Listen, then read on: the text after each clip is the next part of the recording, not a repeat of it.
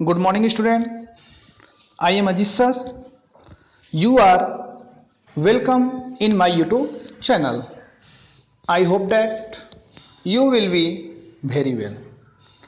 आज हम लोग प्रेजेंट इंडेफिनिट के इंट्रोगेटिव सेंटेंस के बारे में पढ़ेंगे और मैं आज इसी टॉपिक को लेकर के आया हूं।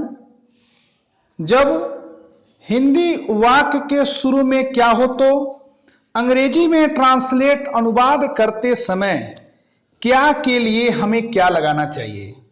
तो आपको थोड़ा सा भी कंफ्यूजन होता है कि क्या की अंग्रेजी क्या लगाते हैं हम जब वाक्य की शुरुआत होती है।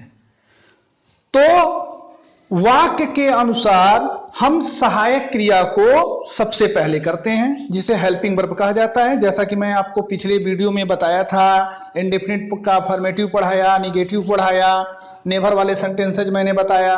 अब इसके बाद हम लोग इंट्रोगेटिव पढ़ रहे हैं जो क्या से शुरू होगा, प्रश्न पूछा जाएगा और क्या की हम अंग्रेजी अलग से नहीं लगाते हैं, हम इसकी अंग्रेजी अकॉर्डिंग टू सब्जेक्ट के अनुसार मतलब लगाएंगे। हम कर्ता के अनुसार ही हम क्या की अंग्रेजी लगाते हैं। अगर सिंगुलर होगा तो उसके लिए हम डज लगाएंगे और प्लूरल अगर सब्जेक्ट होगा तो उसके लिए हम डू का प्रयोग करते हैं और वाक्य के शुरुआत में ही ऐसा करते हैं, सबसे पहले करते हैं।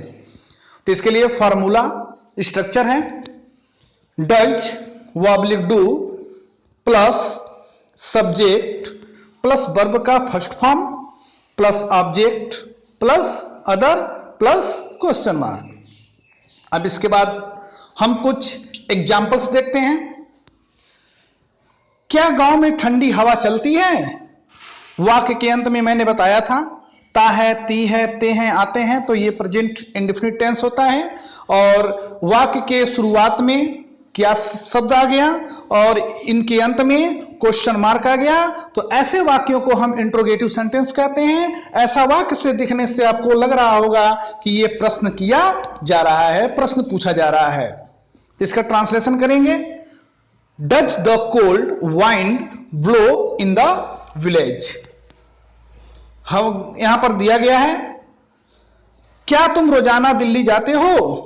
क्या तुम, अब यहां पर हम जो है डू का प्रयोग किए हुए हैं अकॉर्डिंग टू सब्जेक्ट, कर्ता के अनुसार, क्योंकि यहां पर जो हमारा सब्जेक्ट है, जो डूअर है, वो प्लूरल है। वो क्या है? प्लूरल है। तो इसलिए यहां पे हम डू का प्रयोग किए, उसके बाद सब्जेक्ट का प्रयोग किया मैंने, फिर उसके बाद जो है वर्ब का फर्स्ट फॉर्म, उसके बाद टू दिल्ली एवरीडे। ठीक ऐसे ही नेक्स्ट क्वेश्चन देखेंगे, क्या मुकेश मधुर गीत गाता है? Does Mukesh sing a sweet song. क्या विद्यार्थी कक्षा में शोर मचाते हैं? Do the student make a noise in the class. विद्यार्थी एक विद्यार्थी तो है नहीं कक्षा में, अनेक विद्यार्थी हैं, इसलिए यहां पर डू का प्रयोग किया गया है, प्लूरल में प्रयोग हुआ है। क्या पंछी आकाश में उड़ते हैं? सेंटेंस से ही पता चल रहा है उड़ते हैं, यानी एक पक्षी है नहीं, अनेक पक्षी हैं। जैसे do the birds fly in the sky. क्या बादल हवा में तैरते हैं? Do the clouds float in the air. तैरना का दो मीनिंग होता है। फ्लोट हम जो है पंछियों के लिए प्रयोग करते हैं, फ्लोट का प्रयोग हम जो है पंछियों के लिए किया जाता है, और पानी में जब तैरना हो तो उसके लिए हम स्विम का प्रयोग करते हैं। ध्यान देंगे। नेक्स्ट क्वेश्चन है, क्या लड़के मैदान में क्रिकेट खेलते हैं? Do the boys play cricket in the field. क्या राहुल अपनी मम्मी से फोन पर बातचीत करता है? Does Rahul talk to his mother by phone. यहां पर प्रीपोजिशन ला दिया गया है, फोन से यानी फोन के द्वारा। क्या सुनार अंगूठी बनाता है? Does the gold Smith make the ring. क्या बढ़ई एक सुंदर मेज बनाता है? Does the carpenter make a beautiful table. उसके बाद जो है नेक्स्ट है, जब वाक्य के बीच में क्वेश्चन हो, यानी प्रश्नवाचक शब्द हो, क्या, क्यों, कब, कैसे, कहां, इस तरह के मतलब जो है शब्द आएंगे और वाक्य के अंत में क्वेश्चन मार्क लगेगा, क्वेश्चन में भी और उसको जो है ट्रांसलेशन करते समय में भी हम क्वेश्चन मार्क को लगाएंगे। क्वेश्चन मार्क लगाना आप लोग ना भूलिएगा, नहीं तो आपका सेंटेंस गलत हो सकता है। इसके लिए फॉर्मूला क्या होगा?